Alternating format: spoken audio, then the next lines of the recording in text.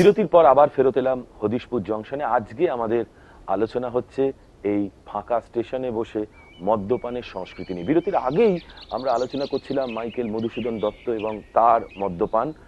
ঠিক সেই সময়, অর্থাৎ যেই সময় এই ধরনের লেখা উনি লিখছেন, তার সেই সময় বাংলার চারিপাশটা ঠিক কিরাম ছিল। মানে দেশি মদের ব্যবহার এই বাংলায় আসলে কোনো কালেই বড় একটা কম ছিল না। আসলে ইংরেজদের হাত ধরে বিদেশি মদের ব্যবহারটা বাড়ে, যার ফলশ্রুতি ছিল বাবু কালচার। আসুন একবার দেখে নিই। ইংরেজের হাত ধরেই মদ খাওয়া শুরু বাঙালির, এই ধারণা একেবারেই ভুল। চোলাই মদের ব্যবহার ছিল প্রাচীনকাল থেকেই, তবে ইংরেজরা বিদেশি মদে দীক্ষিত করে বাঙালিকে। শিক্ষিত মধ্যবিত্তের হাতে গিলাস তুলে দেওয়ার কৃতিত্ব অনেকটাই সাহেবদের প্রাপ্য। তবে ইংরেজরা নিজেরা এখানকার স্থানীয় মদে সানন্দে গলা ভেজাতেন। পানীয় বলতে কলকাতায় তখন ছিল আরক দেশি মদ, টডি দেশি মদ, পাঞ্চ গোলাপ জল লেবুর রস মশলা মেশানো মদ, দোয়াস্তা ব্যাটাভিয়ান মদ, আনিস আর্মেনিয়ান মদ। এরপর ধীরে ধীরে বিদেশি মদের আমদানি বাড়তে থাকে। আরে এটা হলো ফুর্তি করার বয়স। না না খাও খাও না খাও, কেউ কিছু না খেলে আমার ভাল লাগে না। হুইস্কি, বিয়ার, ওয়াইন, রাম দখল করতে থাকে কলকাতার বাজার। কলকাতায় প্রথম মদের দোকানের সন্ধান মেলে কলুটোলার কাছে। এটি স্থাপিত 1776 সালে। তারপর পথের ধারে গড়ে ওঠে আরক হাউস, পাঞ্চ হাউস, ট্যাভার্ন আর সবশেষে হোটেল রেস্তোরাঁ।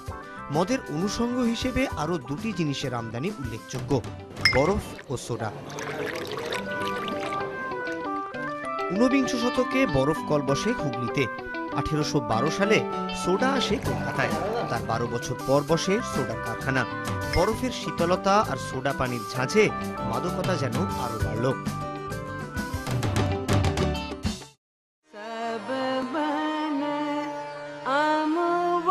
সেটা তখন বাবুদের জামানা। বিলিতি পানীয়ের মোহে ভালো মন্দের সব জ্ঞানী উবে গিয়েছে। মদ খেয়ে মাতলামি করাটাও তখন অগৌরবের ছিল না। হুতম লিখছেন, ঘরে ধরে রাখবার লোক নাই বলেই আমরা নর্দমায়, রাস্তায়, খানায়, গারদে ও মদের দোকানে মাতলামি করতে দেখতে পাই। শহরে বড় মানুষ মাতালো কম নাই। শুদ্ধ ঘরে ধরে পুড়ে রাখবার লোক আছে বলেই তারা বেরিয়ে মাতলামি করতে পান না। টেকচাঁদ ঠাকুরের মদ খাওয়া বড়দায় কিংবা বঙ্কিমের বাবু ছবিটা আরো স্পষ্ট করে।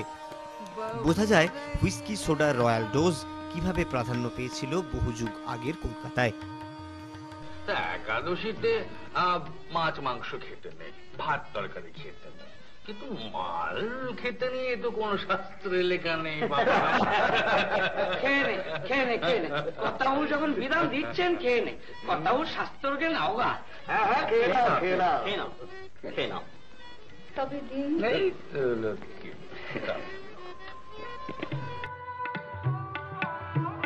মদ্যপানের সংস্কৃতিকে গ্রহণ করেছিলেন বহু গুণী ব্যক্তিও।